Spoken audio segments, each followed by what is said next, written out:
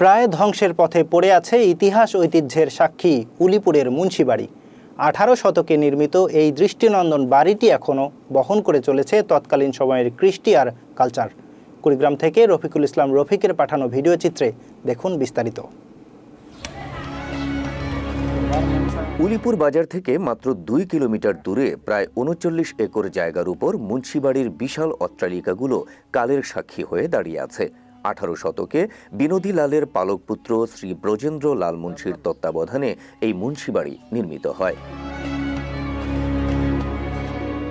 মূল ভবনে আছে শয়নকক্ষ, ডাইনিং হল, রান্নাঘর, অঙ্কন কক্ষ, বিশ্রাম ঘর এবং অতিথিশালা। মূল বাড়ির পেছনের দিকে শিব মন্দির, উন্মুক্ত দোল মঞ্চ, তুলসী বেদী, নাট মন্দির, দুর্গা মন্দির ও কূপসহ স্নানাগার রয়েছে। এছাড়া মূল ফটকের পাশে আছে কাঁঠালি চাপা ফুলের গাছ এবং শান বাঁধানো পুকুর ঘাট। ইতিহাস থেকে জানা যায়, কাশিমবাজারের 7ম জমিদার কৃষ্ণনাথ নন্দীর মৃত্যুর পর তার স্ত্রী মহারানী স্বর্ণময়ী দেবীর অধীনে হিসাব রক্ষকের কাজ করত বিনোদীলাল নামের এক মুন্সেফ বা মুন্সি।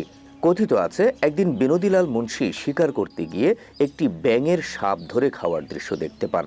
আগেকার দিনে মানুষেরা বিশ্বাস করতেন, যে স্থানে ব্যাঙ সাপকে ধরে খায় সেই স্থানে বাড়ি করলে অনেক ধন সম্পত্তির মালিক হওয়া যায়। তাই বিনোদীলাল মহারানী স্বর্ণময়ীর কাছ থেকে অনুমতি নিয়ে এই স্থানে একটি বাড়ি নির্মাণ করেন। সেই বাড়িটিই এখন মুন্সিবাড়ি হিসেবে পরিচিত।